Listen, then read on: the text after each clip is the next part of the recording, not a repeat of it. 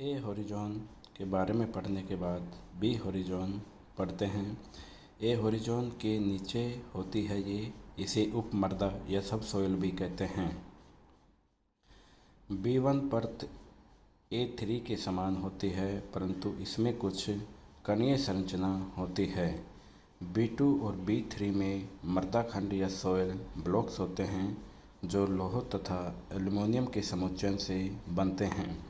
सी संस्तरण या सी होरिज़ोन यह अपूर्ण अपक्षणीय चट्टानों से बना होता है। इसके नीचे पृथ्वी की चट्टानें होती हैं। शीर्ष मृदा सर्वाधिक उर्वर होती है, जो वनस्पति की वास्तविक उत्पत्ति व उचित वृद्धि के लिए महत्वपूर्ण है। मृदा के घटक। मृदा के मुख्यतः 4 घटक होते हैं: खनिज पदार्थ, दूसरा कार्बनिक पदार्थ, तीसरा मृदा जल, चौथा मृदा वायु। खनिज पदार्थ चट्टानों के अपक्षण द्वारा उपलब्ध होते हैं, जो विभिन्न आमाप के कणों के रूप में मृदा में विद्यमान होते हैं। कणों के नाम: नंबर 1 दूसरा, कणों का आकार व्यास mm में। मोटी बजरी 5.0 से 0 mm से अधिक आकार होता है इसका।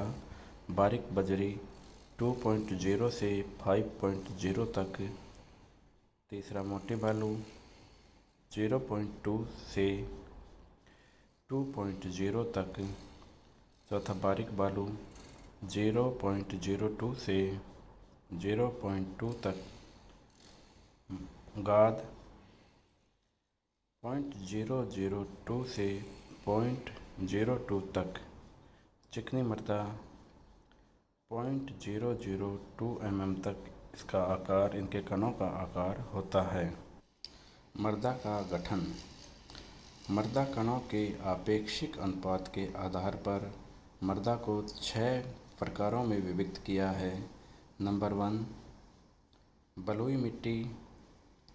बलुई मिट्टी में प्रतिशत के आधार पर कणों की मात्रा, यानी बलुई मिट्टी में बालू कणिकाओं की अधिकता होती है। चिकनी मिट्टी के कणों की अधिकता होती है। 3 नंबर दोमट मिट्टी या लोम सोल में बालू, गाद और चिकनी मिट्टी की बराबर प्रतिशत मात्रा होती है। नंबर 4 बलुई दोमट मिट्टी। बलुई दोमट मिट्टी में दोमट मिट्टी जिसमें बालू की अधिकता हो। नंबर 5 गाद दोमट मिट्टी। गाद दोमट मिट्टी जिसमें गाद कणों की अधिकता हो। नंबर 6 चिकनी दोमट मिट्टी। दोमट मिट्टी जिसमें चिकनी मिट्टी के कण अधिक संख्या में हो। मृदा गठन का संबंध मृदा जल या सॉइल वाटर वातन यानी एरेशन व मूल भेदन यानी रूट पेनिट्रेशन से होता है। बलुई मिट्टी मोटे कणों से गठित होती है। इसकी जल धारण क्षमता तथा इसमें पोषक तत्वों की कमी होती है।